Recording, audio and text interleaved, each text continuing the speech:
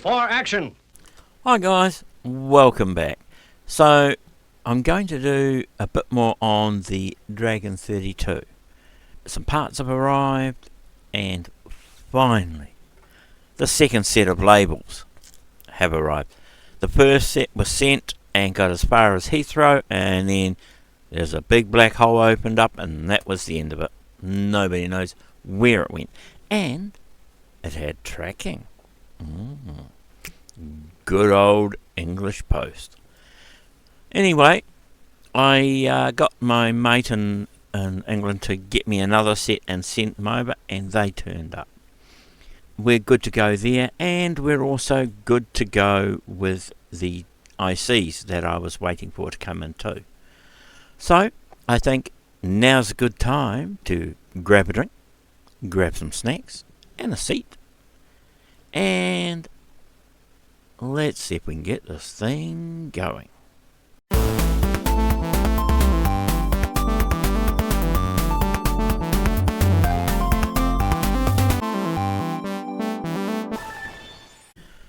Okay guys, so here we are, and here's the labels that have turned up and the ICs that came in the other week that I told you about, and these are the I/O, the CPU and the video card chips in there. I think there's a ROM chip and a few others in there as well in case I need them.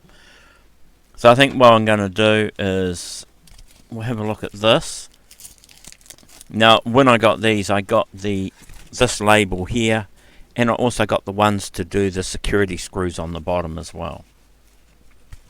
So let's see what we got. We'll try and get this out of the envelope, shall we?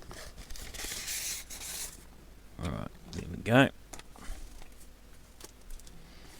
And comes with a little bit of a letter from the chap who does these. And just it has a bit of information on it on how to put the labels on and what's the best way to put them on. So I've had a quick read of that, so it's all good. And look at the difference in these labels. Okay? That's how much these ones have yellowed and gone compared to these. Isn't that cool? And he gives you two. So what you can do is some of these have like a little dimple under the label. And where that is, when you stick these on, you can see the dimples. So he gives you two so you can stick one over top of the other, and that gets rid of the dimples. But this doesn't feel like it's got the little dimples. So it may be the early ones, or it could be the 64s that had that. But then there's the 4 security labels to go on the 4 corners on the bottom.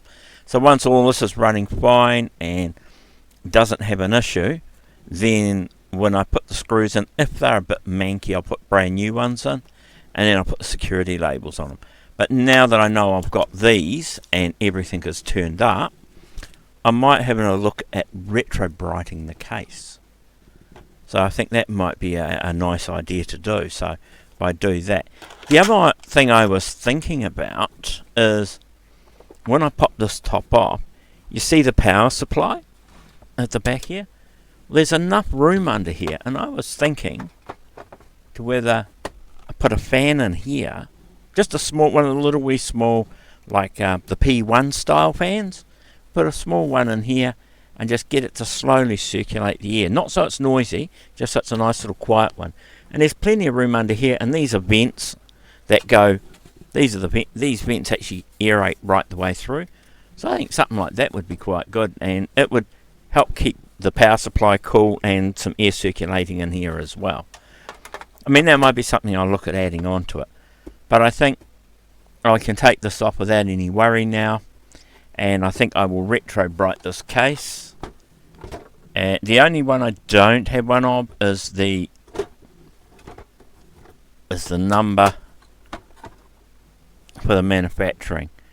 And so I'm wondering if I can put some sort of a plastic or a self-adhesive plastic or something. I'm just a bit worried about trying to take this off. I could try gently heating it and see if it'll pry up, but I don't want to tear it as well. I might try that. I might just try gently heating it first and see if this will pop off. and if it'll come up, I'll pull these. So these are the other screws I was talking about, and they've had the holes punched in them, so the screws could come out, and that was done before I got it. So I'm picking that. It's not going to hurt if we pull these off anyway. I'm not worried about taking the rubber feet off either. I mean, I can pry those off and just clean it up, and then put some new double-sided tape on the backs of those and stick them back on after I've given them a bit of a clean up. A few things I can look at doing, but anyway, what we're here to do is to see if we can get this up and running. So I'll pop the top off and put that aside.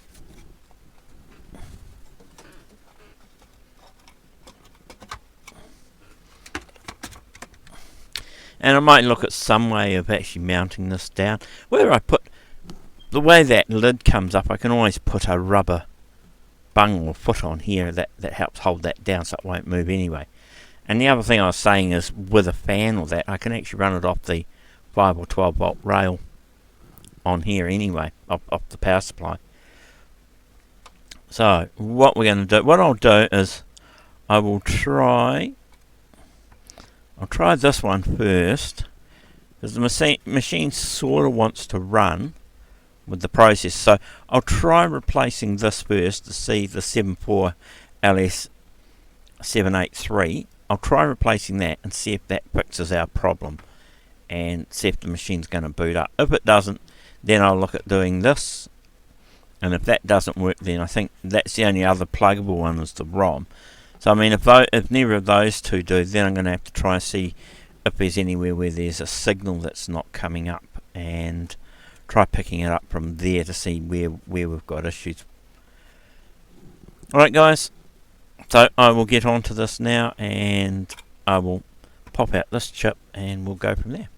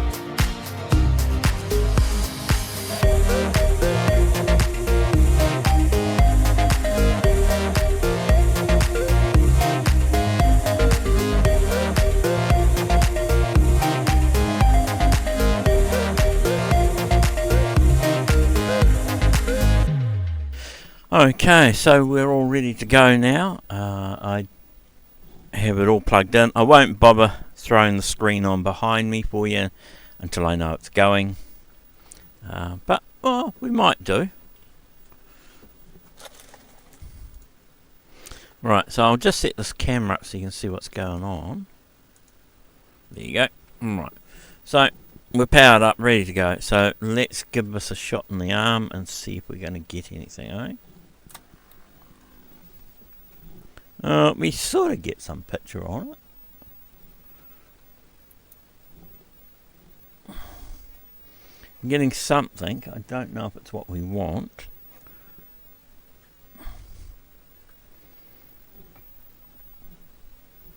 This is, yeah, see, if I'm over here tapping on this, I'm getting information. I'm wondering if it's something to do with this MC chip that's got an issue.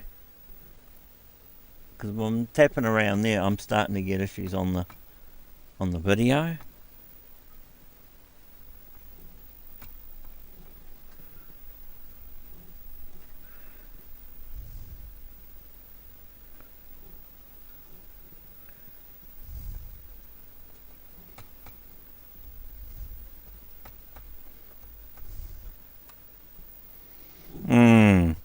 That's gone to black and white now. It's just scrolling, so... Well, it's not going to do us any harm. I will pop out the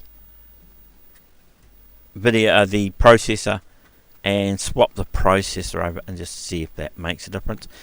Could be an issue with that, but I've got a funny feeling where it's something to do with this MC6847. I think there might be an issue there, so that means it's going to have to be a... I don't know what these bodges are over this side either. There's a resistor that goes from one of the pins to an IC on the side here, so I don't know what that was for. So I'll have to take that off. I might try it without it and see if it works. So we'll have a look. But anyway, I think that's going to be my next option. So I will now turn this camera off for you. And what I will do is I'll have a look at... I'll pop this one out, replace it, and then we'll have another look and see if it makes any difference. If not, then going to have to be the board out, I think, and take this chip out. I'm pretty sure when I scoped this, there was some not so good signals floating around here somewhere. And as I say, I don't know what this bodging inside was all about. So anyway, I will do what I can do, and we will see if this process is going to fix things or not. Alright, I'll be back shortly.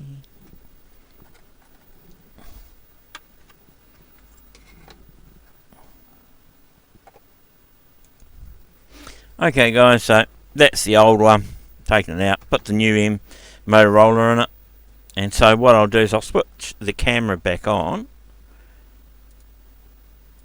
and then we'll just see what happens.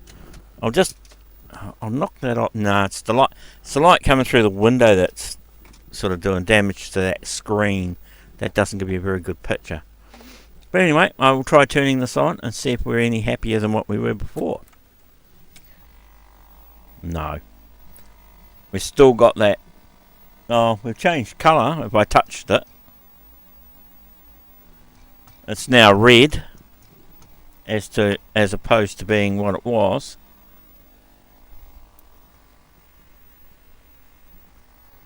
So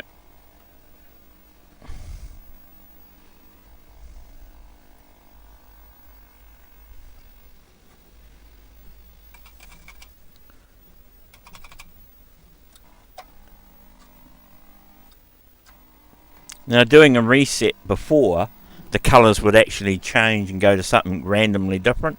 They're not now, so maybe one of those chips were faulty, and that could be an issue. So I'll put those aside. Now I'm still picking it could be something down here. So whether this mod was part of the audio mod circuit that was in there, and I'll just turn that camera off for now since nothing's working.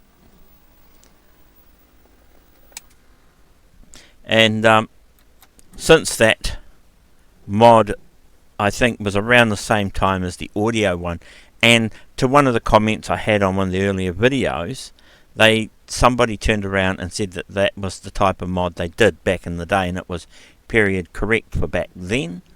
So I don't know. I'm still picking there's something going on, and I'm picking at something down here.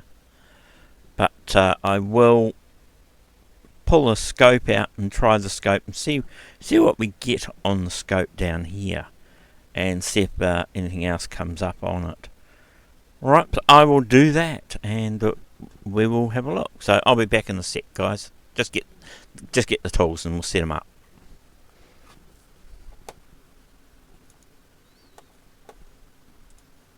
Okay guys, so I've got the schematics up for the 6847P, and pin 1 is VSS and pin 17 is VCC. So I'll just turn the scope on.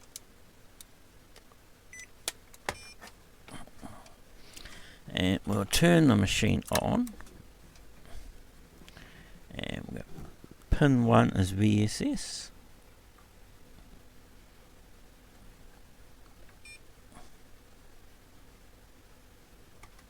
Which should be our ground, and 17, fourth one up, 1, 2, 3, this one right next to the cap. I'll spin that out of the way. So 5 volts. So yeah, so it's getting 5 volts, that's fine. So now the next thing we can look at is our data lines. I'm sorry guys, I'm just having to look at the screen so I can see what the data lines is. So data line 0 is pin 3, so we'll see if we need data. 2, 3. And we do.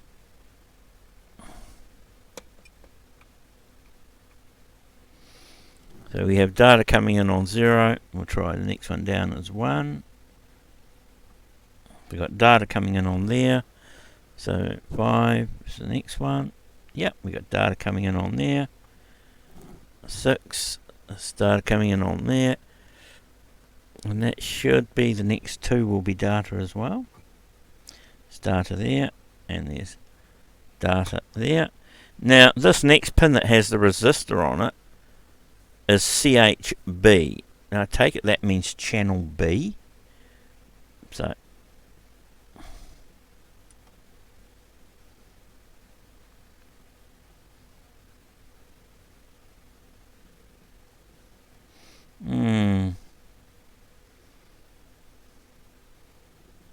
not sure what that's meant to be doing. There is a sort of signal on there. The next on 10 and 11 is A and B.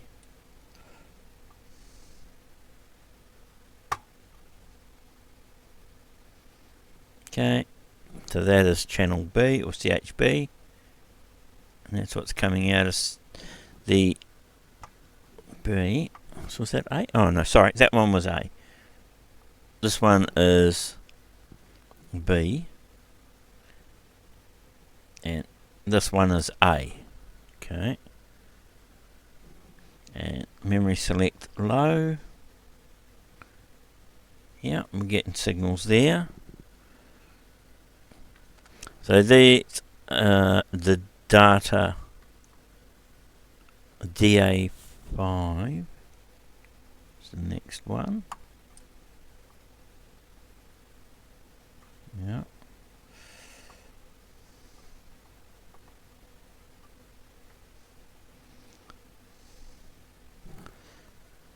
Seven. And we should have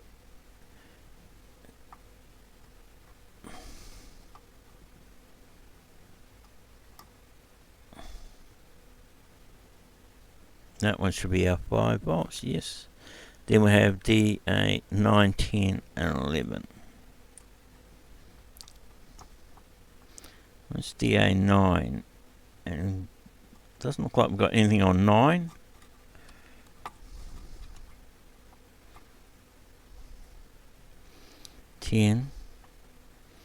Or 11, so it doesn't look like there's, yeah, it doesn't look like we've got anything on 9, 10 and 11. I'll have to have a look and see what they are. Now pin 40 is the DD7. Yeah, that's okay. CSS.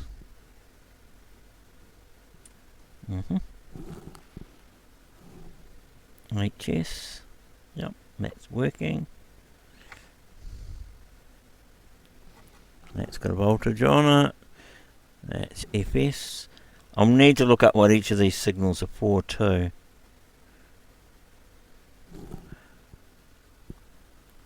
.36 is RP. That's 2, 4, 5.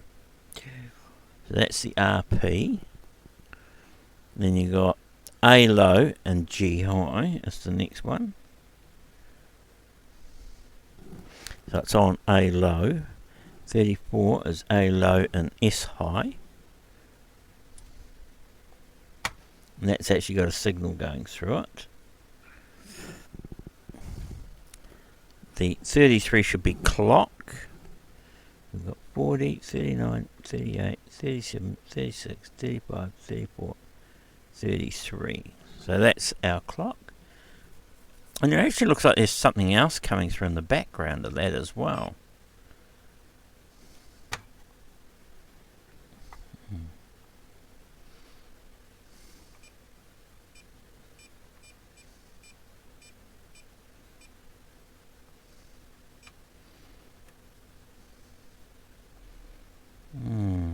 Clock's coming through.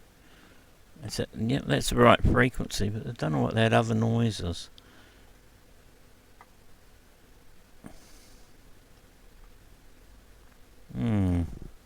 Okay, so that's our clock, and then INV is the next one.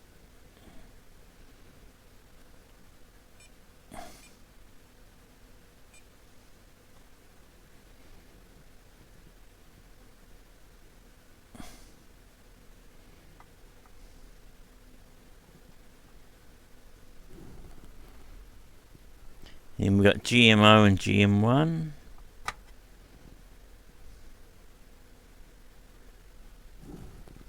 Short there. Then we've got Y, which I think is yellow. There doesn't seem to be anything there. GM2. Okay, we've got a signal on GM2. We'll go back to Y. Okay, yep, we got signal on Y. 0, 1. Here. Yep, so we've got signals on everything so far. That's very noisy.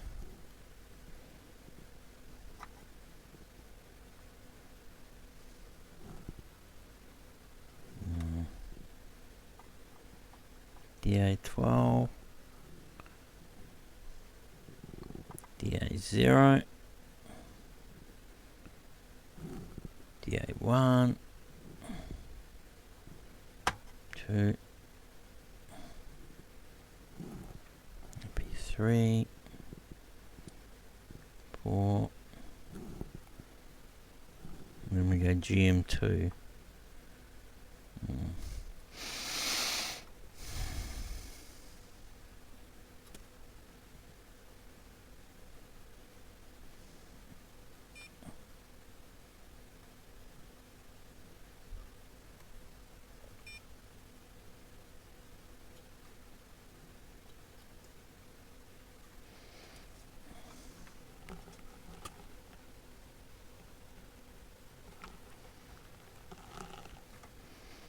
So that's the video out, which is not great.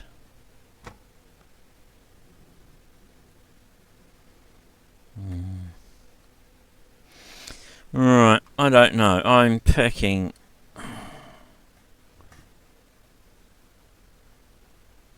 What do we have over here? This should be the other signal out. See, both the signals. How we go in here? Get in here. Both the signals are about the same. They're very, very low. I would picking them that they'd be a lot better than this.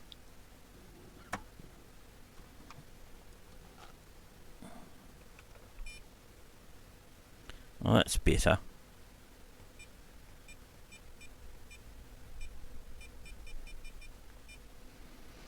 Just something seems to be going on. It's yeah.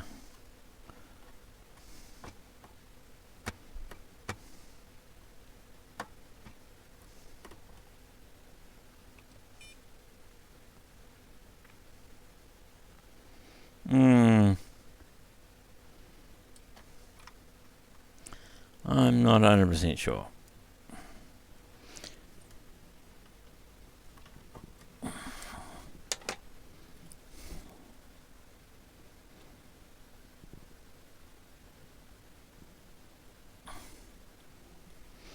I'm just not 100% happy with what I'm getting. So I think I'm going to have to load up the schematics and have a look at the video side of the schematics. I'm pretty sure it's through a few resistors at the back, and then from there it comes over and through into the chip, and that's why I'm picking maybe it's in here. Could be a RAM issue, I suppose. Could look at scoping the RAM and seeing, because this one was, I'm not just, yeah, so that's getting a wee bit warm, not hot, that's getting hot, that's not, that's getting quite warm.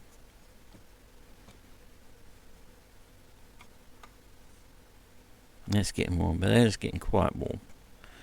So,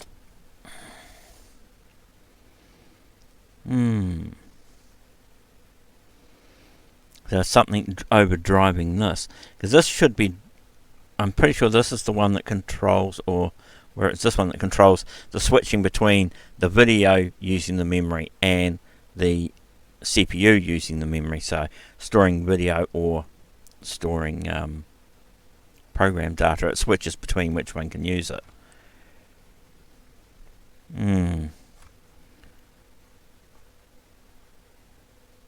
That's definitely getting a little bit toasty for my liking anyway.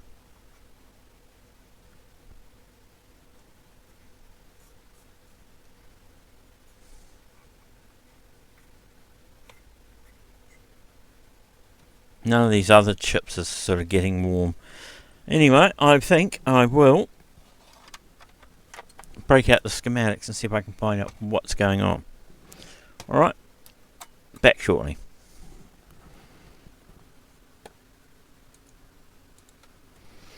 Okay guys, so I've got up the video schematic, or the video output schematic, and I've put a old video card cooler I had kicking around. I had some dead ones, and the fans and the coolers were okay, so I keep a pile of them. So I grabbed one of those out and just took the plug off the end, clipped it onto the alligators and plugged it onto the 5-volt power supply. So that's all good. So that fires up, and that's just to keep that chip warm, because I don't like the way it's getting hot. So what I'm going to do is now I'll just pop the audio out, so I don't need that. So what I want to do now is, see, it's getting a repeatable pattern every time I reset. So whatever one of those chips were, it fixed the problem. Right. So I'm still thinking it is something along this line. So what they're saying is that on this output pin here, which is the orange one, is it goes through a 10k resistor, which is resistor R26 or 76. I don't know if I'm going to be able to read it, but I will try and have a look.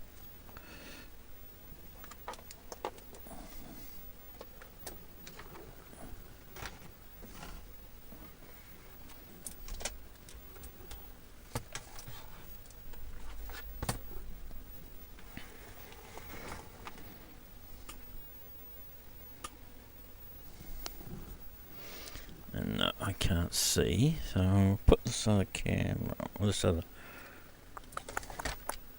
light on.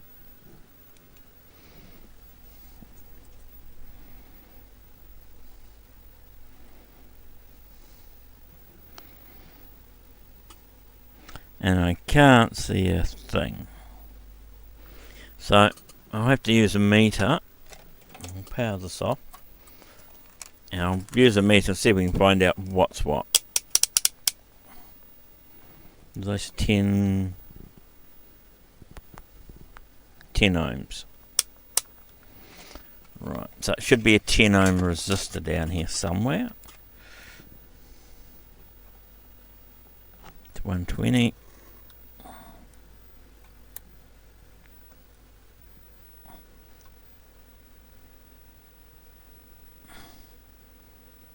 It's about a 20.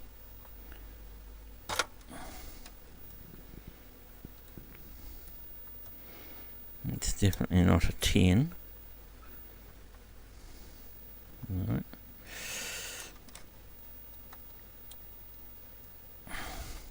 I don't see any 10s there.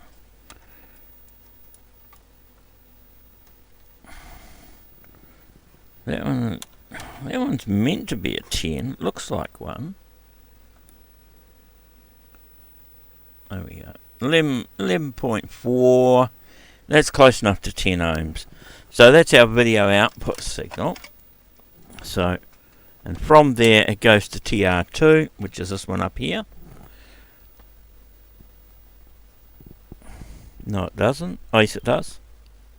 Really, really bad schematics, guys. It goes to the junction of TR4. TR4, TR3, TR2. No, oh, TR4 is probably going to be this one. So it goes to the junction of that. One side is 5 volts and the other side goes out to a 270 k ohm resistor, which then goes through this other end.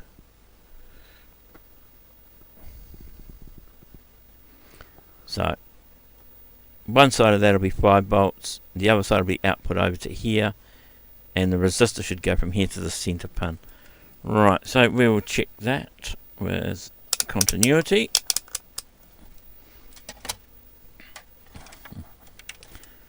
Okay, knock that off. Back on. So I should be able to go from here to one side of this transistor.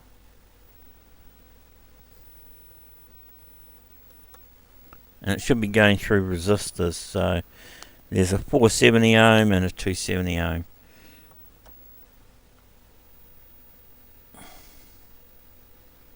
And that's 5, yeah, that reads about right.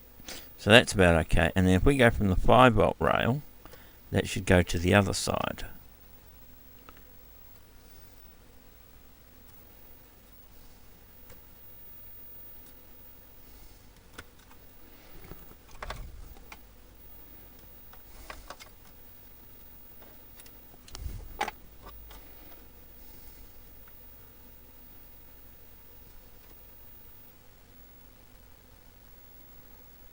Okay, that should be going straight through.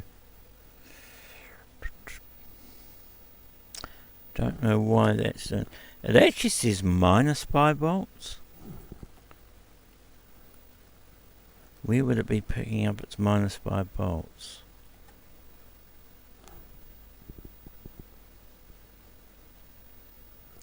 These, it could be plus 5 volts. These schematics are not very nice.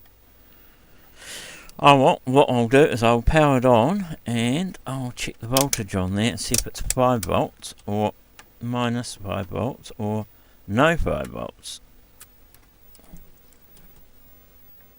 And that will go from ground.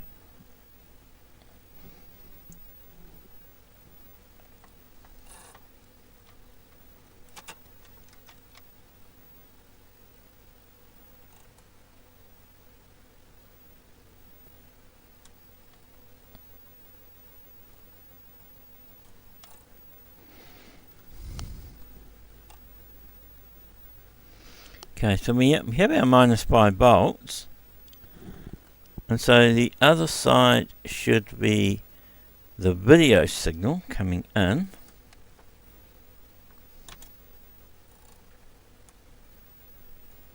Nothing there. Must be that. It's 0.67 volts. That should be the video signal. One will be in, and one is meant to be the video out over here.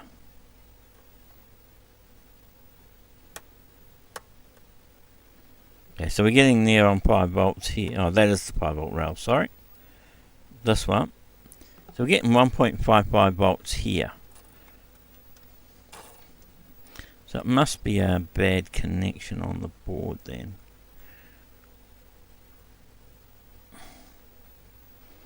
So it's saying there's nothing out of this. So it's got to be something on the board that's giving me this problem.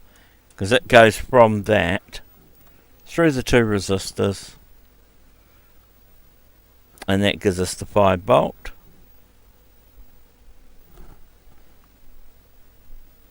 And on the other one, it gives us our 5 volts. The other side, it sends the mod. It's sending the mod down to, sorry guys, sending the mod down to go to the RF modulator. So, and see, we're getting bugger all on the video out. That comes from TR2, which is up the top here. That's on the output of TR2. So it's got 5 volts, which it should do.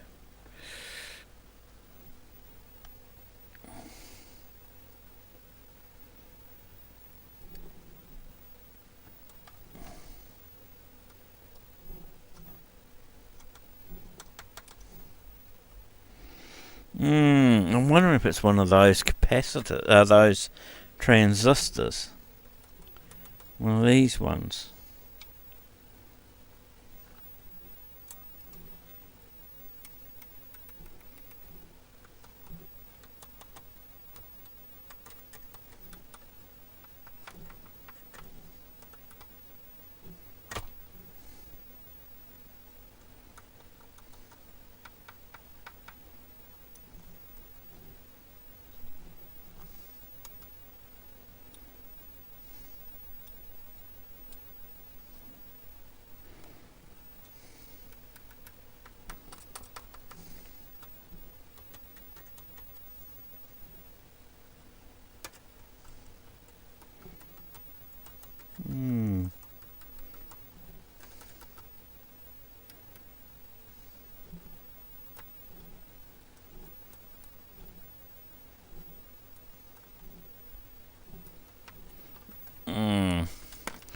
Okay.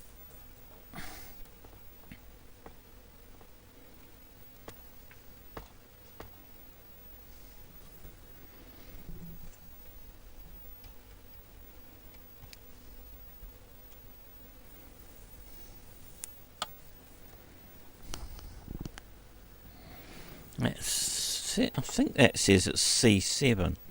The capacitor.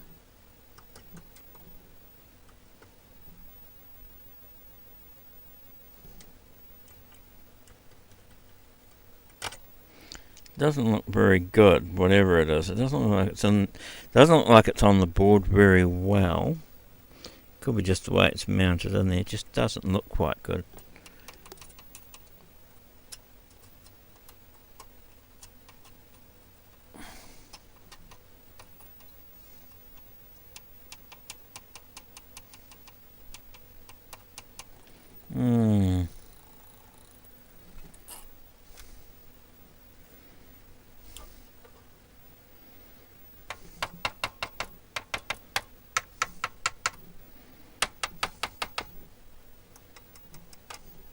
I'm just a bit concerned what this mod's doing over these mods. I think I'm going to have another look into this, guys, and see what I can work out. And then I'll get back to you, I think. Alright? Otherwise, we could be here for hours. So I will do that, and I will come back to you when I find something.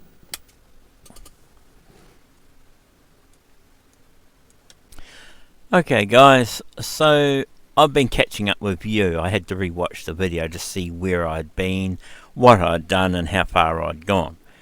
And as you can see, this thing is playing up pretty bad with the video side of things. Not only that, but no audio. So I think I'm going to go down the track of that other processor that's soldered on the board, and also the RAM. The problem with these was the RAM was the old style that used the -5, 5 and 12 volt rails, and if you lost the -5, it would kill the RAM. So I'm thinking I might just go through, pull those and put in some sockets and replace the RAM. What I'm going to do is I'm not going to put in the 4116s that were in there, but I'm going to put in the 4164s. The difference with those is they don't need the 5 volt minus rail. You can, with a couple of wires, you lift out a few legs and jumper the pins, and you can turn them into 4116s, but without needing the -5 volt rail. So I'm going to do that, and that will future-proof it in case something goes wrong, or if someone wants to put the original power supply back in and it has an issue, they don't kill the RAM again. So I think that's what I'm going to do in the next video. This was just a update on where I was and where I got to. I didn't have time to actually post this video back in the beginning of the year, and I didn't think there was, but there was enough content to make a video. So guys, the next one coming up, I'm going to get into trying to sort this video out and get it back up and running. The Spectre Radio 728, I'm have to do a lot of track diagnosis and making sure there's no broken tracks or wires or pads or anything like that. So that's why I'm not doing any more with that one, and you won't see it on here. You only might see it if I get it up and running. Alright, that's where we're up to, and the end of another one. As I always say, guys, have a great day, have a great week, and until the next episode, ciao.